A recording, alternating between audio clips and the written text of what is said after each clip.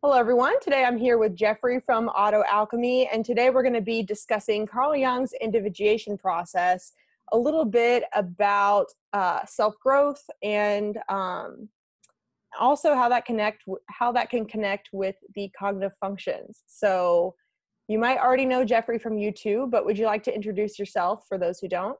Yeah, so I'm Jeffrey. I have a YouTube channel called AutoAlchemy, and it's essentially, so that's kind of a play on the concept of self-development, transforming the self over time.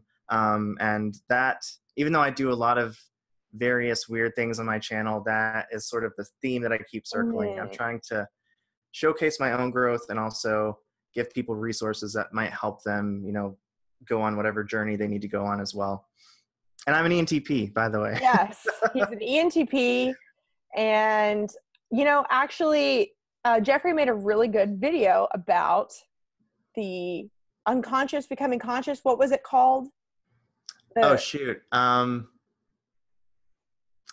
Making the unconscious conscious, I think. Yes. It's just a very straightforward title. Yeah. Yes, and which kind of ties into what we're going to be discussing today. And what I thought was so interesting about that video was you were sort of talking about how, like, as a young ENTP, if you were to heard that quote, you would have been like, this is ridiculous. And then sort of your thought process of sort of accepting that whole idea. So Yeah. I find that really, really interesting, because I think that a lot of what Carl Jung has to say, and we're going to get into sort of the definitions of these things as well, but I just want to say, I feel like the definitions, it seems so simple. Yeah, it's so hard to really understand, like, in practice, and like put it in your life. Like, you might look at the definition and think either, I mean, this is too good to be true, or like, this seems a little bit out there, or either maybe you think this is just obvious. But there's going to be a lot for us to talk about, I'm sure. Yeah, I think so. I think we could talk for days if we needed to. Yeah. And, actually, I want to say, too, before you even get into the definitions, that I kind of feel like the individuation process is something that so many people are influenced by without even directly sourcing. Like, a lot of self-development people, I've noticed, like, a lot of in the spiritual community, people that are into metaphysics, they'll talk about shadow work, or talk about this stuff without necessarily saying that Carl Jung talked about the shadow, the unconscious, and all of that. So I've been kind of like influenced by this idea for several years now, and kind of believed it for several years now. And it's only just now hitting me the last year or so, like, holy shit, like, this, in my opinion, you could use it directly with the cognitive functions.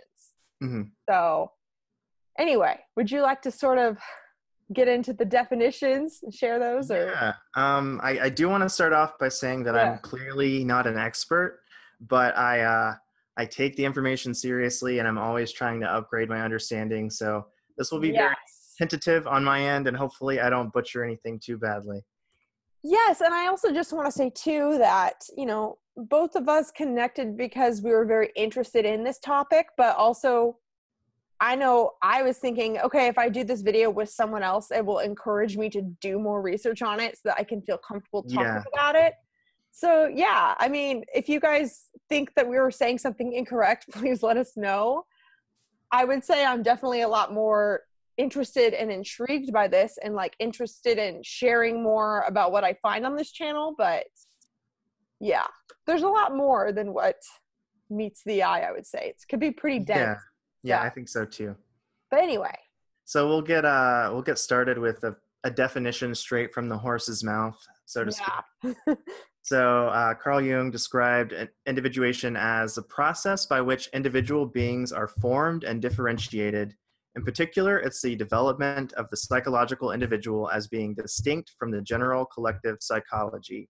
It means becoming an individual, and insofar as individuality embraces our innermost, last, and incomparable uniqueness, it also implies becoming one's own self. It's the process of unfolding the original potential wholeness by achieving a conscious relation to the self. He viewed it as the fundamental psychological mission of every human life. So, how do you react to that initial definition there? I feel I'm trying to think of what reaction, because I could tell you, I guess, what I think that means in my own words, or yeah, I guess I'll just share what I think that means in my own words, is that I feel like the way I interpret that is that when we are children, it's like we are one with the universe, with nature, whatever. From the moment we were born, we were so like attached to the mother and the family. And, once you get into, like teens, you start to figure out who I am. And like that process never stops. Like the older you get, or like the more into self-growth you get, the more you can learn about who you are. And the more you do that, the more you have conscious control over who you are, as opposed to just acting out like the collective unconscious, or like living completely on autopilot, which most of us do. Yeah. So really you could think of it as just a fancy way for saying self-growth or self-actualization. So how do you react to that? Okay. Yeah. I've got some notes here. I won't read them outright, but I'll use them to kind of guide myself. So I feel like you did a really good job of summing it up. If I had to put it into my own words, I think the main thing that I would emphasize is that idea of moving towards wholeness. So like you said, there's a lot of, like, you come into the world, you have a family, you kind of have this identity that's superimposed on you from the beginning. You're born in a particular place, in a particular family, with a particular political culture surrounding you. And so in order to become a distinct individual, you have to slowly begin the process of sorting through how much of that authentically rings true to my experience, and how much of that am I just acting out, sort of like I'm a puppet on strings. And there's this idea in Carl Jung's work that it's not a bad thing necessarily. Like, we have to be that way. It's part of the whole process of becoming conscious. To become anything, you have to start out as something very particular. So you come into the world, you say, I'm a Christian, I'm not an atheist. I'm a boy, I'm not a girl. I'm this, I'm not that. And that gives you like some minimal degree of consciousness, I think, because you're like understanding kind of what the spectrum is. But I think the process, socialized. Yeah, exactly. And I think the process is really coming to terms, because you're creating these natural splits by identifying as one thing over another. You kind of have to like hold those dichotomies in your hands and really like reflect and determine where you actually lie on the spectrum, and kind of validate each one in its own way, as opposed to like mindlessly being controlled by either. Yeah, and the natural splits thing I think is really important, because the whole idea is that we start out with we're very fragmented. Like, even though we are socialized by things, it's almost like a swarm of bees. Like, okay, I don't know if that makes sense, but like, it's not like when you're socialized by a culture or by a group, it's not like it's just one thing. It's almost like a bunch of different fragments, like the collective unconscious. I don't know. It's like you feel out of control because you are just so in awe of like all these little bits and like fragments, that it's like kind of your job to piece yourself together. And so another thing I was thinking about, I'm not quite sure the best way to word this, but it's almost paradoxical, like the sort of duality in like the fact that by becoming an individual, you're also becoming more one with everything. And also at the beginning, when you're born, you're more both fragmented and one with everything. So it's almost like, I don't know. Does that make sense? It totally makes sense. And it's definitely a paradox that's part of this whole picture. Yeah, you start out as kind of like this undifferentiated oneness. And if we want to tie it to cognitive functions really quickly, you're undifferentiated, and then suddenly I'm like, okay, I'm a thinker, emotions are off the table. So that initial process helps you like draw boundaries, draw distinctions. And then once you have all the pieces mapped out, you bring it all together in like a unique way that only you could, based on like Yes. trajectory in life. Yes, definitely. And I guess something I'd like to discuss a little is how he says that in the beginning we are all sort of controlled by shadow. Like how do you perceive that? The shadow in particular? Yeah, like why is it, do you think, that we begin so unconscious? Or actually, before we even get into that, I guess maybe we should define shadow or unconscious, or I don't know. Yeah. Okay. I didn't actually prepare definitions for anything besides individuation, Okay. but we can definitely play around with our understandings and see where we get. Yeah. I feel like I'm so nervous that I'm going to say something wrong because I care so much about this topic. Like, Yeah, I feel that. I definitely yeah. feel that. I feel like it's like crazy important. Like people need Yes. to get this shit. So Yes. I totally Yes. understand. Yes. I'm just like, yeah. So, okay, actually, one thing I'll say really quick is that one way I perceive it is that it's important to realize the distinction between ego and self, because self is something that's so much bigger than the ego. And the way I see it is that once we first begin differentiating and individuating, that's when we sort of realize, and this is, I would say, probably when you're like 10, I don't know. Once you start really thinking about me consciousness, I feel like you start to identify with this one fragmented sliver of the collective unconscious. And you start to project on, this is me, like based on either your experiences or whatever, like this one little fragment is you. And that becomes your ego, I believe. And then like the way I've been thinking about that regarding cognitive functions was that might just be your dominant function. Mm-hmm. And you might just completely say, this is me, this is all that there is. When it's like, as you grow into realizing your ox function, I might wonder, is that part of individuation, or is that part of like becoming, like including more things with you? I mean, like at the beginning you were probably just NE only, you know. Yeah, I can confirm that, I think. Yeah. And I mean, I was just FE, just like reflecting back what I thought people wanted so that they liked me. And like, I think that's the ego, but like the self is so much bigger than that. Mm-hmm. And I would argue that the self is so much bigger than what most people in the MBTI community talking about type even would think. Yeah. Go ahead. I'm just going to say, I think that's totally right. I think that type is definitely important, and it's super useful, especially for thinking about how to integrate things that are kind of foreign to you. Mm-hmm. But I think that framework it's just good to keep in mind that that's not all there is in this framework. Yes. That's all I was going to say. Yeah.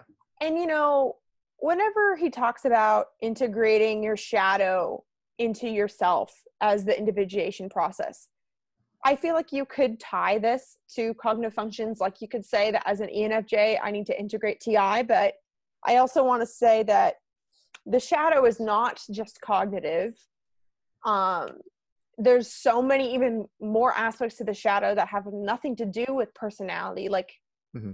I think it goes beyond just saying we all use all 8 functions. I think it's more like I integrate my childhood trauma or like other things that have nothing to do with like cognitive type. And you can I think you can definitely like worm and wiggle those things into fitting the framework. But if you're examining your life and saying, I need to start looking for SE things that I want to integrate, I don't know that that's the right approach, because you should be paying more attention to natural like moments where you kind of feel yourself tense up, or like stray thoughts that pass through your head. You don't need to put it in the framework of typology. Otherwise, I think that it limits what you're looking for. Whereas you're looking for more like hypercharged areas of emotional like complexes almost.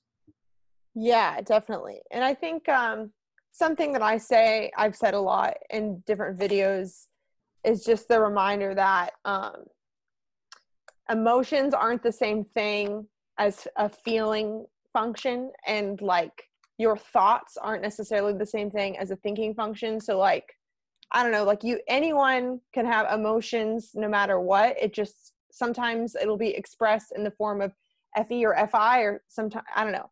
The point is that we all have like emotions that we can integrate as well. Mm-hmm. That it's a lot, it's different than just saying, oh, I'm integrating FI or something. Right. Like it might just be, um, fear of failure or something. Because you could be an FI Dom who hasn't integrated certain emotional experiences. Yes. Yeah. Yes. Yeah. Or even like actual experiences that maybe you glossed over, or you didn't really understand the meaning of them, or maybe I don't know. Yeah. There's a lot. But I think I have a metaphor, as I like to go to, that I think might help people understand at least the idea yeah. of the ego and the self, Oh yeah. overlooking the shadow for a second.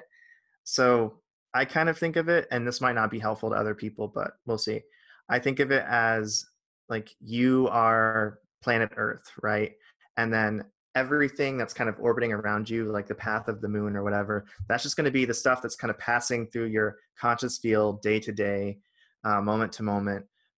But all the while, you don't realize that you're actually bound to like a more central point, which is the self, the sun. And so all of these things, all of this movement is also circling something else. And you don't even, like, most people don't realize it. Like, they don't see the recurrent patterns of things that keep passing through their minds, or the, Yeah. I don't know, the emotional patterns. That's a really good metaphor. And I also think it's important to realize that even though you might not notice your shadow, other people can notice it. Yeah. So, and I guess I'll just say, and correct me if I'm wrong, like if you don't agree with this, but I feel like in general, for those of you who like typology, something that you could just sort of think about is that, um, if you're an extrovert, you need to probably integrate your inner worlds in order to, you know, uh, go down the individuation process. If you're a thinker, you probably need to do a lot of work integrating your feelings, and vice versa. Mm-hmm. And same with like, obviously, intuition and sensing. Yeah. Like that's just like, I think a good framework to think about. And then sort of going off of that, if you've ever felt like an ENFJ was judging you, or if you've ever felt like an ENTP was being a crybaby, maybe they don't know that they are. Yeah. You know what I mean? Those are just Yeah. examples, but It's that autopilot. Yeah. yeah, like you might not even know. Like people could be reacting to you as though you're doing something. Like a thinker, people might be reacting to you as though you're being really emotional, and you might be Yeah. thinking, I'm not being emotional at all. Yeah. That's been such a like mind-boggling experience for me. I feel like since I've started doing YouTube, I'm seeing more and more of that, just like in the comments, even with engagement, where people are like, "Oh, I can't believe you do X, Y, and Z like that." And it's like my whole world is being blown apart. And I'm like, I thought that was the only way that you could do that. Yeah. And yeah, it just like really expands like the bag of tricks you can play with if you allow yourself to be blown apart in that way. Yeah. And I think we can really convince ourselves that what we perceive is who we are. Like, Hmm. and just like using that ENFJ judging thing is, I feel like the reason why I'm picking this example is that I feel like I've heard people say that ENFJs can be really bitchy or judgmental, and like I've been called that at times where it's like, what do you mean? I'm being so nice and like so loving. And Hmm. it's like, if I'm just not even conscious of what my TI is thinking, then I can convince Yeah. myself of anything. And I mean, obviously that's an example with the cognitive functions, but that could happen in other ways too. But Hmm. anyway. Yeah. And I feel like maybe I overstated it a little bit earlier when I said that you shouldn't focus on the functions. I do think it's Yeah. helpful, but you just have to be looking for more, like, don't make it an intellectualized game. Yes. Yes. Like, you need Yes. to be looking for like places where your body gives you like a visceral, like for example, I'm doing my day in the life of different types kind of project. Yeah. I'm trying to like embody actual routines and see how it feels from the inside. And yeah, I can't just like think about it. I can't shift words around and be like, okay, I lived like an ENFP. I'm trying to really feel my way through an experience. And I mean, clearly, like, who's to say if I'm succeeding, but I'm looking for those charged moments inside myself where it's like, okay, doing this melting thing that the INFP encouraged me to do makes me feel really uncomfortable. Like, why is that? I should slow down. I should think about that. That's a big thing, is like leading into discomfort. Like Carl Jung talked a lot about how this process isn't necessarily super fun. Oh, well, I Yeah, mean, it could feel be good. fun. It could be fun, but do you mind expanding just a little bit more on the don't make it a mental game? Because see, Yeah, I feel like I don't personally make things mental games often, right. and so that's not something I think to speak to. But now that you said that, I'm just Hmm. like, holy shit, like that is what a lot of people do, is they think that they can come up with a shortcut Right. when really you have to go into yourself, all of yourself. I don't know. Right. Yeah. I mean, I can try to. I don't know that I'll do the best job, but I'm thinking of something along the Yeah. lines of like, I read about SI, so now I'm conscious of it. I know what Oh, SI is yeah, now, but you don't have like the energy of SI like as yeah. part of your life. You don't have it as part of like an embodiment. You're not acting it out in any major Mhm. way. So you can be conscious because you know the words and you can recite a definition, but you're not conscious in the sense of that is now like an operating force as part of your life, as part of the totality of who Yeah. you are. And embodiment is a really good word, because I feel like in general, what I see a lot in the type community, which I think is good and is probably in the right direction, is like sort of looking at other people and like um maybe seeing what functions that you don't use, like how they work, and then thinking, oh, that's a good idea, I'm going to try and do that.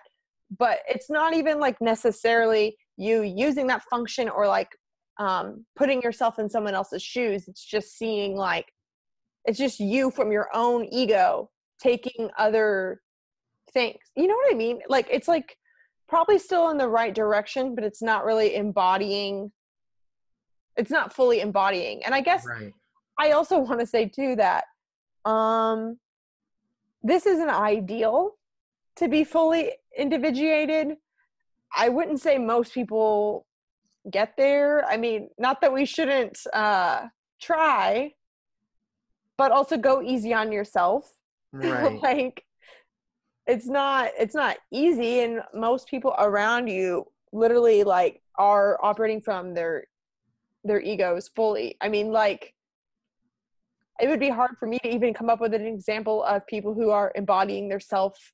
I don't know, like, for anyone trying to track their goals and think about, am I there yet? Am I there yet?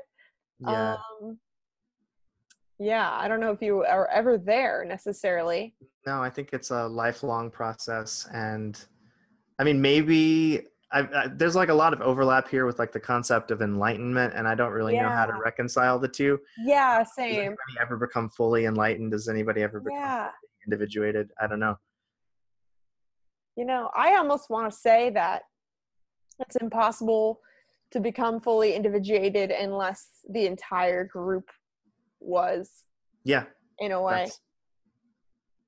I think that's right. Actually, Yeah. hard to explain why, but I do think that's right. And I think that the more that you are striving for it in your own life, the more you kind of create that energy around you or cultivate that energy around you. People see like, oh, there's something going on here. Like, I feel like really early on in my life, I noticed people who were taking two very contrary things and melding them together. So like one of my favorite albums is Grace by Jeff Buckley. And, you know, he kind of has like a singer-songwriter, soft, serene vibe, but then he also has a lot of like really heavy kind of Led Zeppelin screamy songs. And I'm like, okay, I've never heard anything quite like that, where you are like taking two very different things and you're creating something entirely individual out of them. And I just feel like people really notice that. Yeah. And it kind of just like shatters the patterns a little bit, even if it doesn't change your behavior. Like there's something to this. Yeah, definitely. And I feel like if we all come from the same source, whether you call that God or nature or whatever you call it, it's like, obviously you're the only you that will ever be you. But like, if you really think about it, like the energy that is your soul, your body is completely unique, having its own experiences and its own intuitive impressions and its own feelings and thoughts. And so fully stepping into all of that, and I believe it even said fully stepping into sensing, intuiting, feeling, and thinking, extroversion and introversion. Mm-hmm. If you really step into that, then what you're going to express outwardly is going to be unlike what anybody has ever heard before, because it's going to be coming from your like subjective perspective. Yeah, You know? definitely. I have like almost word for word, I have that in my notes. Oh, love that. Yeah. So is there anything you wanted to expand on that from your notes, or? Yeah. So I feel, so I I feel like it's think, hard to know how to even talk about this linearly. yeah, and maybe that's kind of like part of the fun. We're kind of Yeah. reflecting the process in a way. I guess, so there's like how to even begin. So this idea that I'm talking about, I didn't even explain it very well, but Mm-hmm. part of, like a big part of Jungian philosophy is the idea of the tension of the opposites and what takes Mm-hmm. place in the tension. So like maybe thinking and feeling, intuition, sensing. And so the idea, I think, and Mm-hmm. this is one reason why, uh, you know, if you're religious or not, Mm-hmm. whatever, Jung thought that Jesus was like a really interesting image of that kind of tension, like as being crucified between two different extremes, Ooh, and yeah. then like kind of transcending that and becoming something new. So for me, it's like, okay, I'm a thinker, but I'm learning to value what feeling has to offer, and I'm seeing the limitations of thinking in my own life, and having those, like appreciating both of those and living in that tension. Eventually I'll have like a shift of perspective and I will become something that I wasn't Mm. before. um, Yes. yeah, and I think that's like, if you want to tie it to typology, that's one of the main things, is just learning to appreciate the other side and Mm-hmm. learning to see your own blind spots and then becoming something new as a result.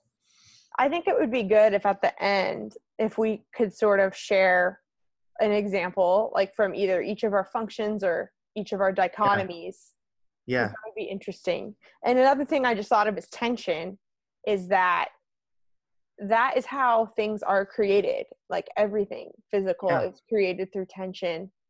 I mean, it obviously makes me think of like the caterpillar turning into a butterfly or something, like Yeah. completely turning to goo. And like, that's okay. I mean, it's transformation, you know, when you put something in the oven, and when you put a cake in the oven, it's a chemical reaction of like all the ingredients to make it taste good. If you were Right. to eat it before you cooked it, then it wouldn't be the same elements. Like it's quite literally a different element. Mm-hmm. Yeah, it So becomes something entirely new. yeah. And I think that's why I find it interesting that it's not even like the same thing as remixing what you are differently. It really is transformation. It's not even okay. I feel like individuation goes beyond just allowing both feeling and thinking. Right. I mean, that's maybe the first step, but you know, something I'm not clear on that I need to look more into, that I don't know if you know the answer to this, but Okay. like, would Jung say that the goal is to transcend those things? I'm not sure.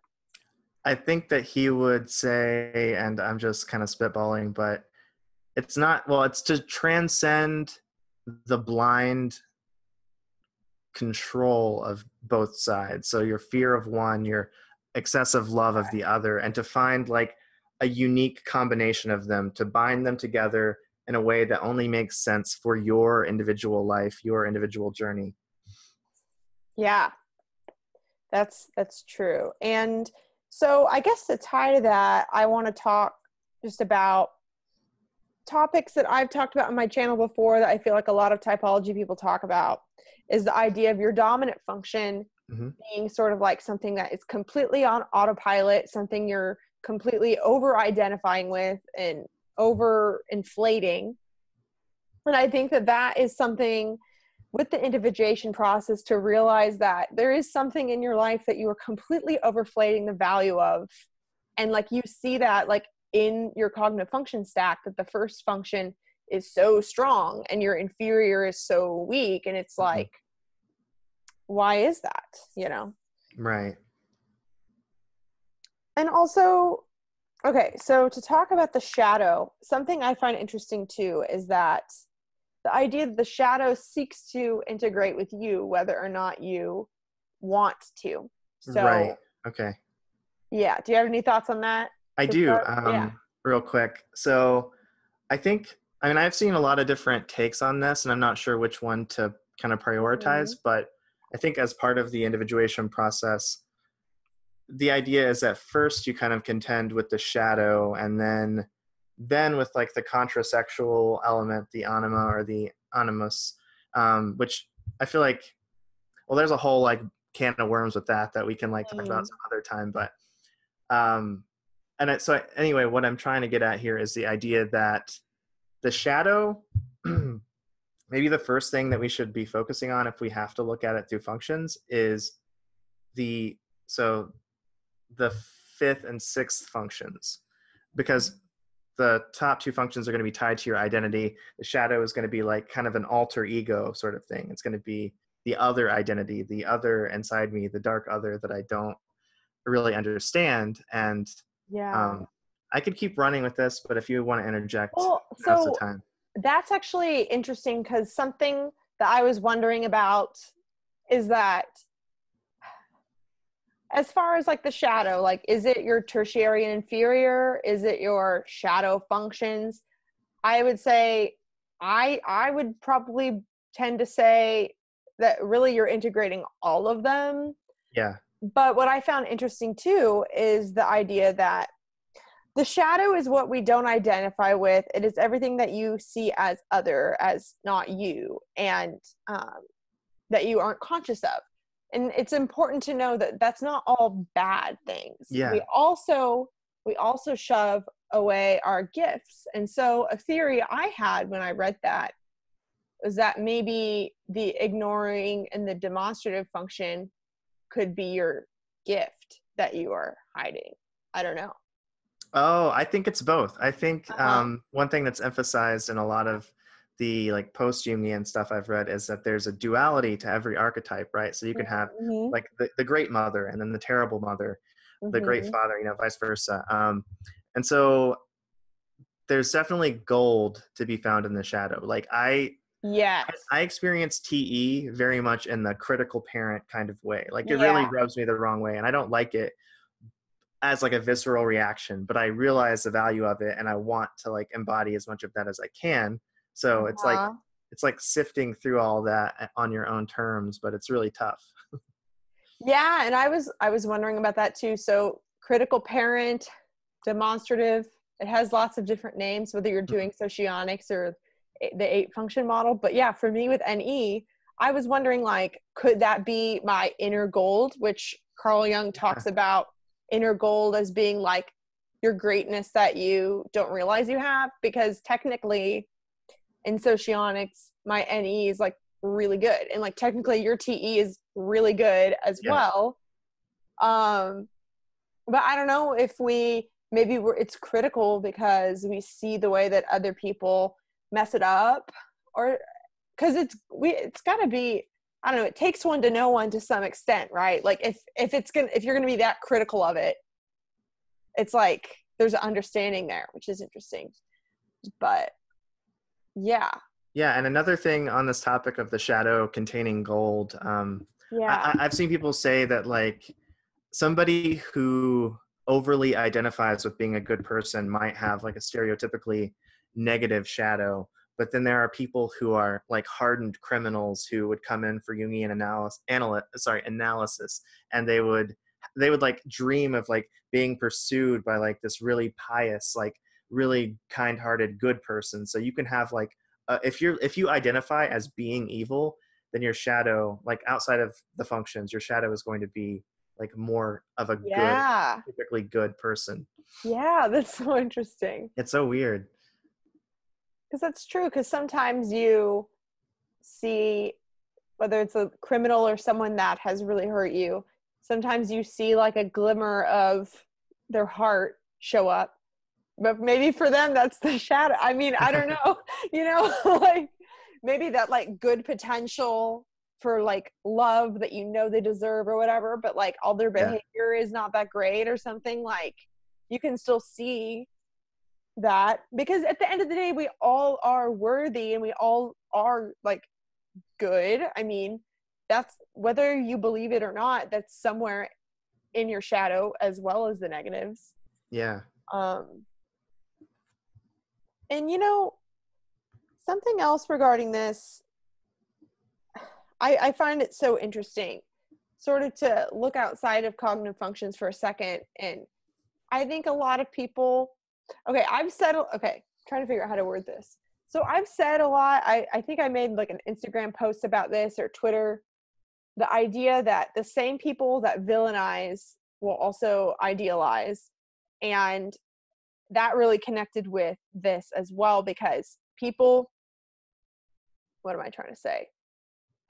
If you really like think people are evil, or if you think that they're the best person ever, chances are what you're seeing is a projection of your own shadow, which is the very extreme good and the very extreme bad. And I feel like a lot of people will see people who they perceive as confident, and if you're not confident, then you aren't going to be able to see that clearly, because you're going to like feel bad about your own potential, or your own good potential that you aren't using or something. I don't know your thoughts on that. No, I think that's true. I have had so I think this is like really complicated by like cultural views on sexuality changing, and people being like more comfortable, like, oh, like I'm attracted to like everybody, Mm-hmm. But I actually, anyway. But I think so, like stereotypically, like originally in the cultural context that these ideas were formulated, the idea was the shadow is usually the same sex as you. So it's like something, but I think you can think of it these days as something that you're like projecting onto that doesn't have like an erotic element or like an element of attraction. It doesn't matter what the actual gender of the person is or whatever. So for me though, as like a straight man, I feel like I've encountered a lot of like, oh, that dude, like he's so arrogant, he's so cocky, he's such a little shit. And then I'm like, oh, like I definitely have part of that inside me. Yes. I have to even say those words, like to feel like I am positioned above him in order to make like a proclamation on his soul like that. Yeah. And see, that makes me want to wonder, what do I judge people for the most? But I feel like that's sort of in my shadow. I don't judge anyone. I mean, I think that's true. And so actually something I find interesting is that the more individuated you are, the clearer your perception is going to be on things. So what am I saying? If you get really triggered by somebody's behavior because you think 1,000%, for sure that this person is so evil, or they're so arrogant, or they're so stupid, or whatever.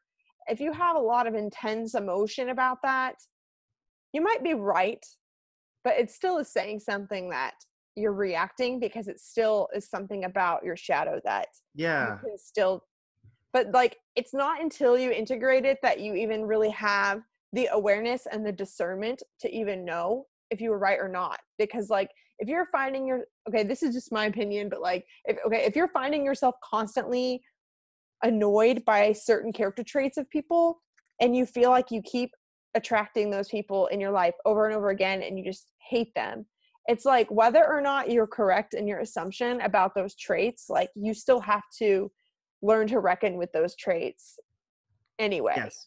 Right. Yes.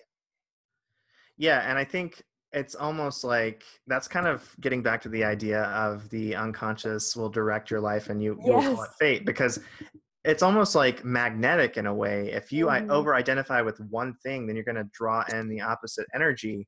And it's almost like life is giving you these opportunities to like deal with your shit pretty much. Like here's another chance, like have at it. Don't freak out this time. Because truly, like if I'm super triggered by something, even if I'm right about their behavior and the way that I'm assessing it, like you could take Joe off the street and he could agree with me that I'm right, but he wouldn't have the same emotional reaction. He wouldn't have the same like embodied ickiness. And so that's the thing that you need to look for. Like, there's something here that I need to work on.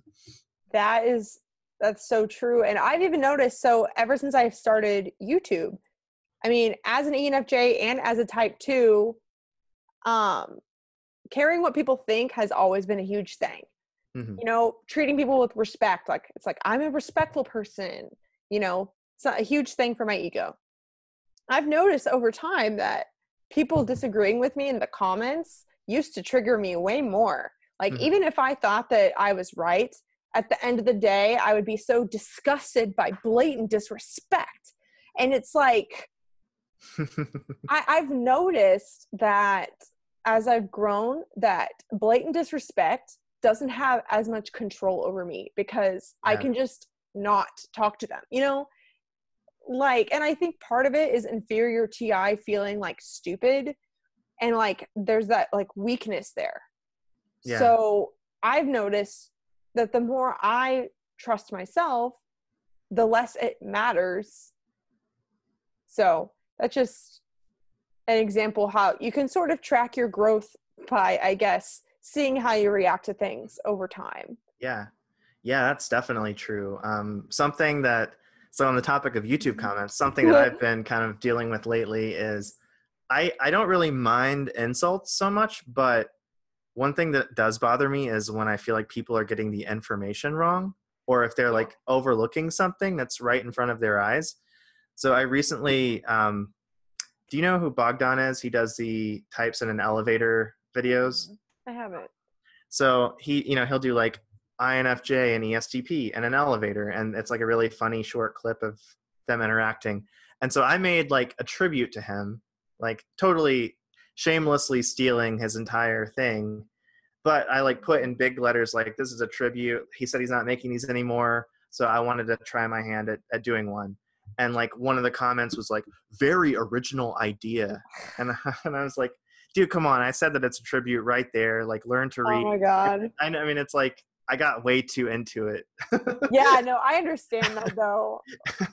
And a weird thing I've noticed is that the more, it's almost like I don't attract the same like hateful comments or whatever.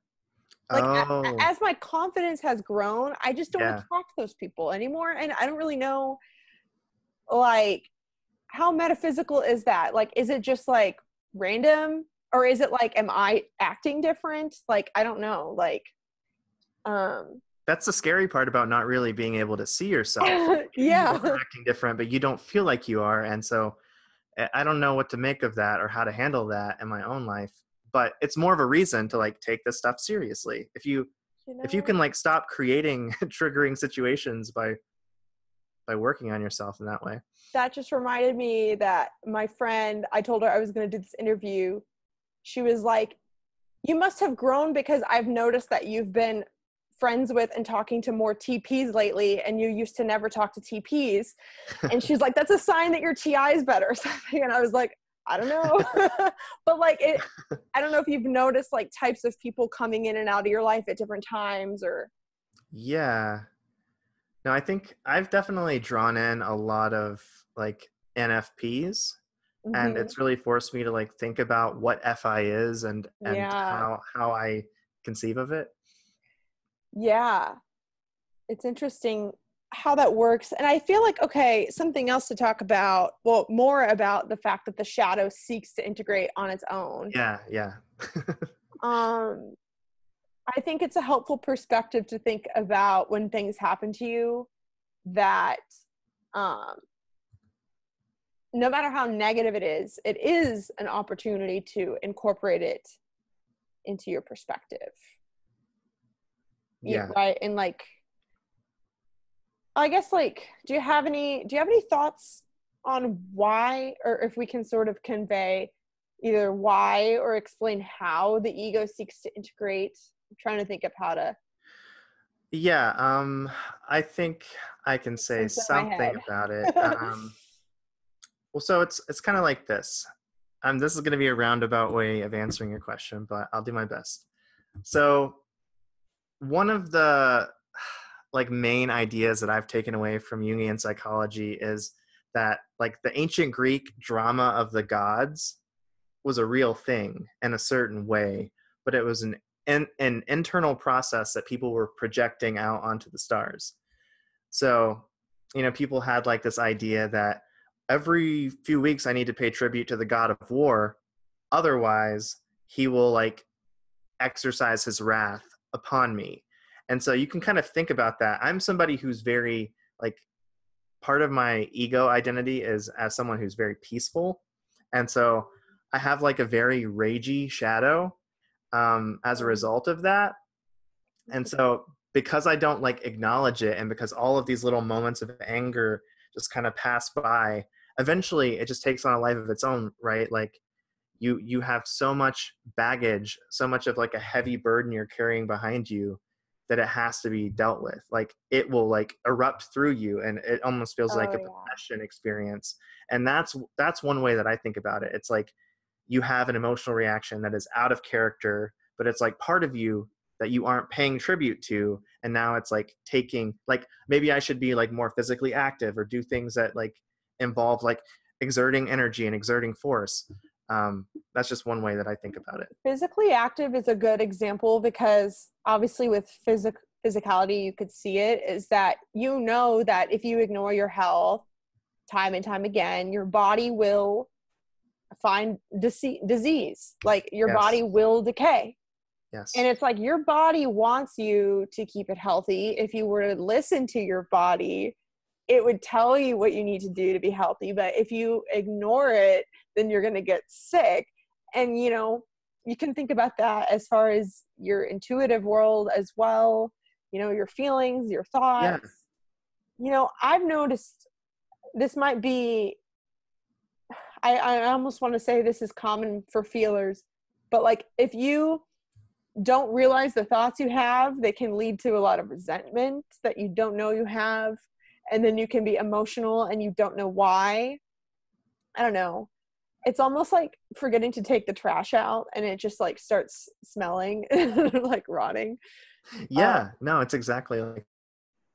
yeah.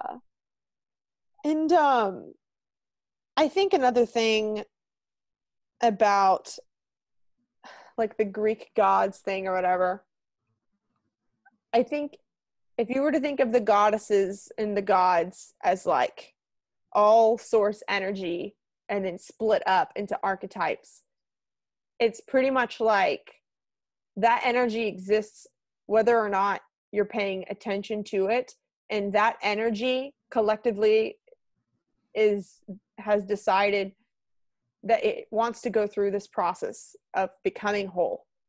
Yeah. And you can think of it as metaphysically as you want, and I mean Carl Jung did think of this to be like a spiritual force. A lot of people have different interpretations for that, but I mean you could think of it as God punishing you. I mean, it doesn't have to be that scary of punishment. Right. some people who like astrology, they might think about like Mars being this one part, like a Martian part of you versus a Venus part of you. Really, it's just ways to describe the energy that exists, and like the energy exists whether or not you interact with it. And it's, what am I trying to even say? I feel like you explained it better, but I don't know. Anyway. Oh, I know what I was going to say, is that I also think about how like light will naturally shine a light on the darkness, and then like darkness wants to have a light shown on it. Mm-hmm. And you can think about that in yourself, of like, people just want to be seen. Like if you, like, people want to be understood, they want to be seen, and that's like the dark part of them that they want somebody to see, to shine their light on. Mm-hmm. That's just sort of an example of how, in general, things that are dark want to be seen. So, okay. So should we wrap up by sort of going through and sharing some of our experiences with the functions, or was there something else just about the individuation process you wanted to touch on? Let's see. Well, I guess I had like a few examples of things that people could actively do, but I think we should save that for a different conversation, honestly. Yeah, I feel like that's good. I think it's a lot of information all at once. But yeah, I think it would be about like ways that we've seen ourselves kind of develop, maybe even against our better judgment. And before, I kind of wanted to talk about like a hypothetical thing. Oh no. You're back. Okay. It's like just for a few seconds, right? Yeah. Okay. So I was thinking of a midlife crisis as a good example of kind of like your shadow saying, hey, like pay attention to me. Like you've neglected me for so long, and now I'm taking control of your life. So yes, you could think of like a guy who has a really stable job, and like every few months he just feels like this little itch for adventure, but then oh no, you're gone. he ignores it. He has to be focused on, am I gone? You're back. Oh man. I heard the gist of that though. So yeah, but like basically, yeah, a guy who's like ignoring his impulse for adventure his whole life, and then at 50 years old, he like buys a motorcycle, gets a tattoo, and then drives across the country and abandons everything, you know. Oh my God. I feel like my shadow FI has been completely taking control of me lately in a way that makes me very angry. Like, like it has been, I've been feeling, I don't know what happened. Something shifted in me lately where I can almost feel FI be like, no, I don't want to do that.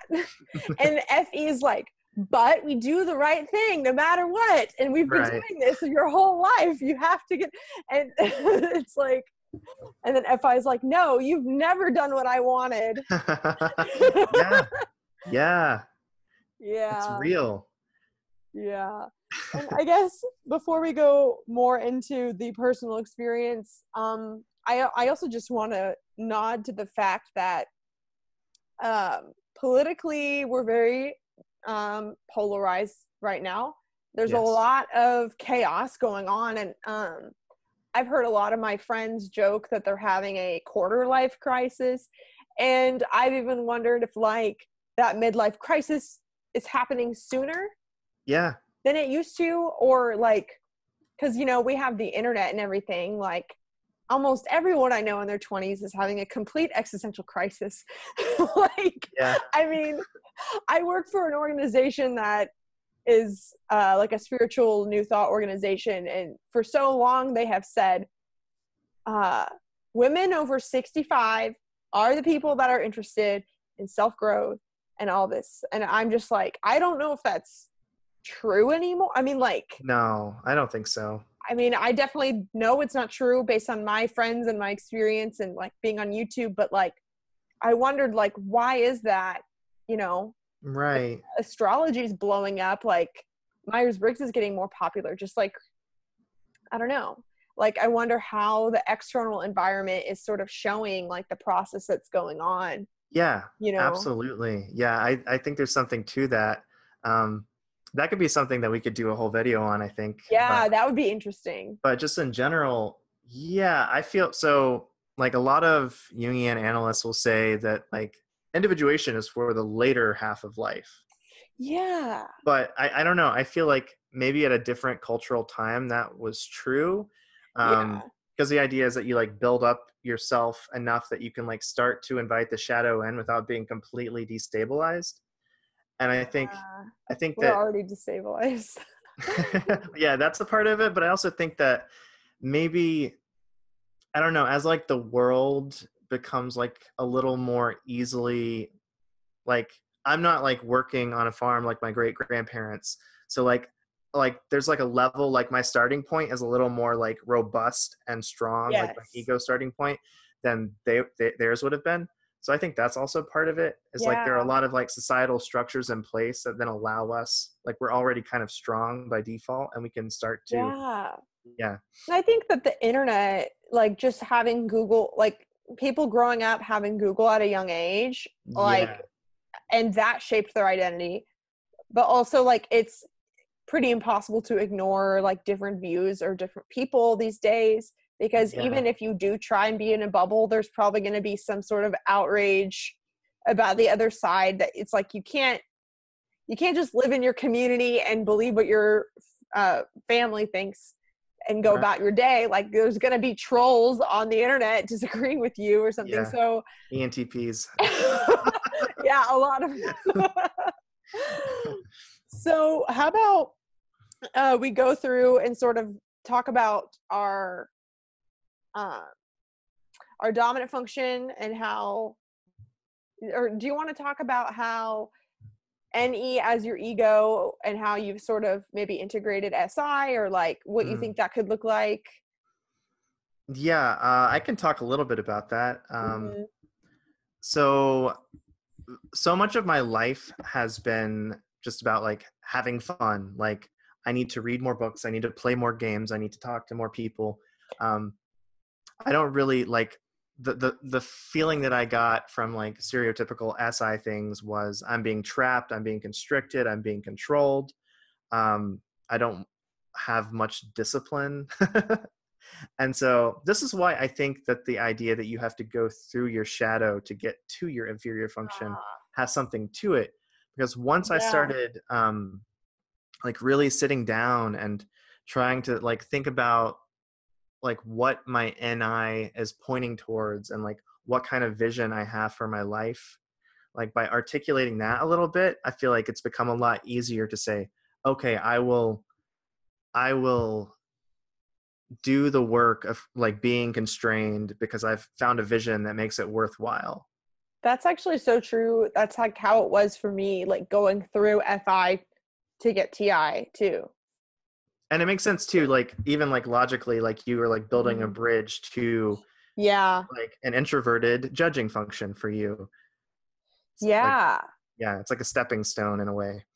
So would you say essentially your NI shadow was like banging on the door, listen to me, sort of thing, um, made you realize that if you want the life that you want to live, you're going to have to be a little bit more grounded or.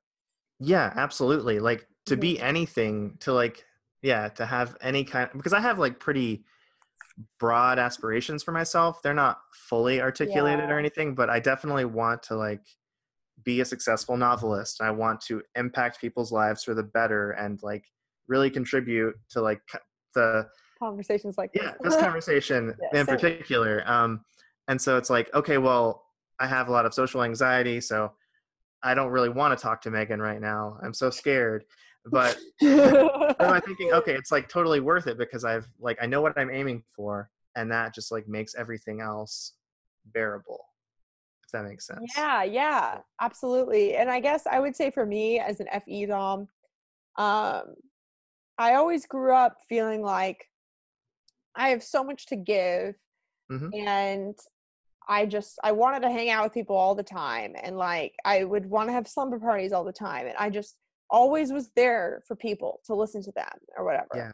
And I always wanted to be having fun all the time. And then I've I've had friends like ditch me. I've been rejected by people I was interested in, broken up with people. Like, I feel almost like this whole just message of, we don't like you.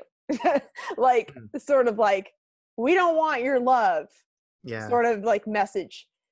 And, then that makes my FI sad. And it's sort of tough love for ENFJs, I would say, is that if you want respect, you're going to have to earn it. And I hate to say that, but what is it that you're skilled in? What is it that is you? Like, what is it that you have to offer?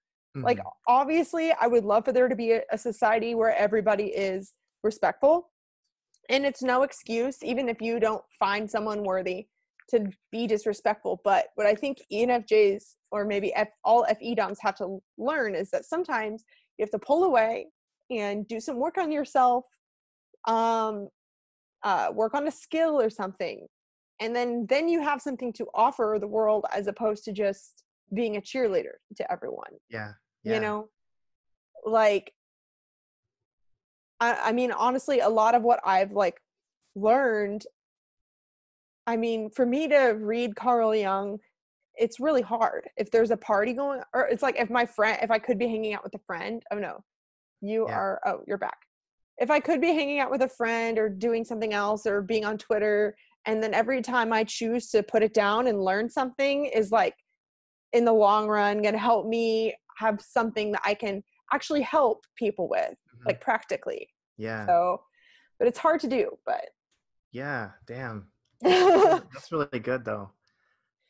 I feel like maybe in some ways, well, so having like I can't remember what they call it, but like third slot FE as like the child, like there's like a childlike nature to it. And I feel like there are some ways where I have like EJ problems where I definitely want like the validation, but I like try to play it cool. Like, I don't really care for that though.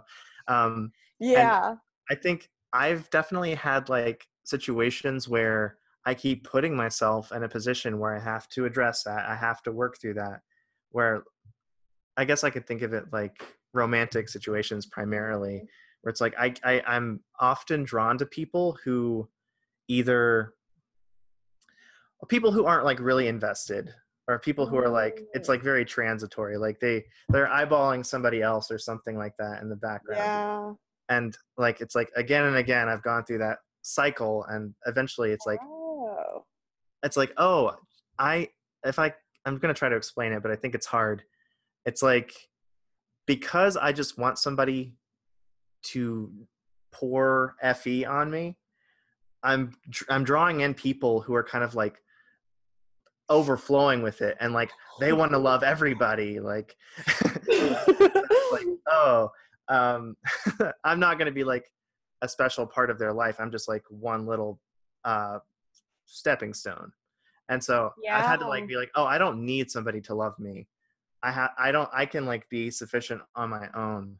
And as a result of that, I think I've had more like successful, more healthy, boundary filled relationships, because I've acknowledged the fact that I don't need that, even if the little child's like, gimme, feed me. And I'd say too, another thing that I've noticed about like integrating my TI is trusting my discernment about people. If something seems off about them, like I'm the sort of person to like, if someone's really nice to me and I can see their good qualities, and then if they do something that I like just judge a lot, like there are some times when like someone just, all it is a Facebook status or something, and it bothers me. I'm just like, this is so wrong or whatever. And sometimes I'll text my friends and I'm like, is it wrong of me to be angry at this? Or is it wrong of me that I think that this is so stupid? And I just like want to go on a rant about it. Yeah. And it's like, my ego tells me that it's not okay to have a negative opinion about someone, especially if they're nice. But I've noticed over the years that's like, a lot of times when I have an opinion that's actually trying to warn me about a character flaw or like something, that like being okay with more TI, and like I'm realizing like I can have very strong judgments about people, and that doesn't make me a bad person. Like, it would be bad if I like bullied them, but it's Yeah. okay if I think that somebody is not very intelligent. It's not going to make me evil, you know? Like, Yeah. And also it's probably like an invitation to do some kind of shadow work too, right? yes. Yeah. Yes. So, okay, I guess you kind of just talked about, but I was going to ask how your TI, how you've sort of integrated your feeling with that. Yeah. Hmm. Or does that fit the same example you said? I mean, I guess it kind of fits that example. I could probably think of something better. TI and FE have been more closely aligned for me. Yeah. NE and SI naturally. Um, Yeah. but so I think I learned pretty quickly. I grew up in a really religious household, and Mhm. I was naturally very inquisitive and like, that's not true. That doesn't make make sense. That's bullshit. Yeah. And then Yeah. everybody's like, oh my word. Like, so I Yeah. kind of like, I just like to learn to survive in a way. I had to like, okay, like there are times when I need to hold back like the TI, otherwise I'm going to get my ass kicked, or they're going to like bring Yeah. an exorcist into the room to deal with me. Um, Yeah. but coming to like respect FE, I think is a completely different story. Like acknowledging it as an obstacle is one thing, but um, I don't know. I feel like I've seen a lot of, because I've been kind of slightly more disconnected from my feelings, I will tell myself that like, oh, things are okay. Everything is going according to plan. It's all very logical, blah, blah, blah, blah. I haven't cried in 10 years. And then when I cry, it's like, oh, I'm going to cry for 10 hours because I've been crying for the past 10 years. So that's not really tied to the TI so much, but it's about the feeling. And like, I haven't been paying tribute to that particular God in my psyche. And now look at what's happening. Yeah. Um, It's so now, yeah, interesting. It's interesting that you say it's more toward feeling in general, because I mean, the thing that comes up for me as well, is like my SI blind spot. Like, that is a lot more obvious to me than like any SE problem, because, I mean, NI and SE are in the middle, and so they're kind of balanced. I don't know. Like, it's hard for yeah, me to think of how that would look.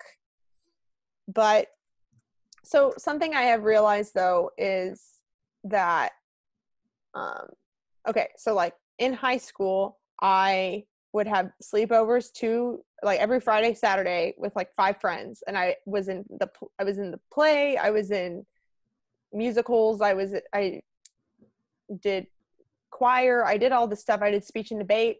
mm-hmm. I would go to bed so late and then like wake up so early, and I would just keep doing it. And then in college, I pretty much did that too. I mean, in college, I went to house parties like every weekend, probably.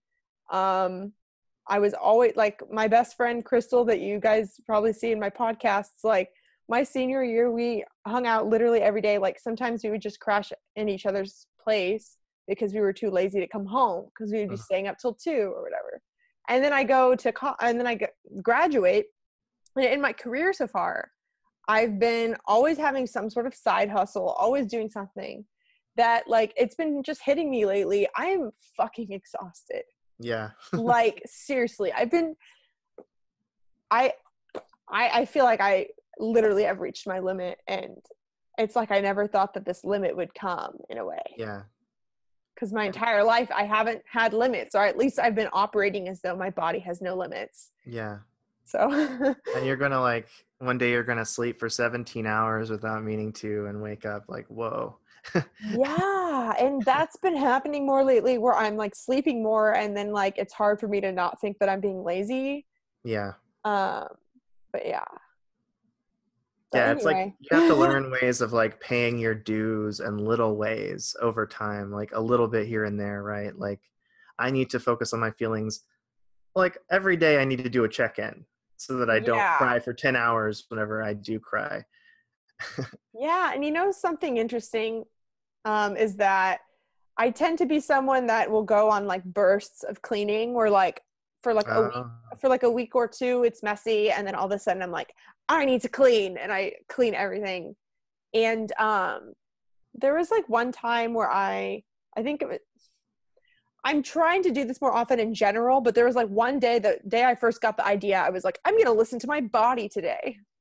And what was so weird is that I noticed that the more I listened to my body, and I tried to that whole day, I would casually throw away a piece of trash, or I would do little things like that. And I randomly had the energy to, and it was almost as if like my physical self wanted that or felt the need of like, no, I don't want to look at this one napkin that's been sitting here for 2 weeks.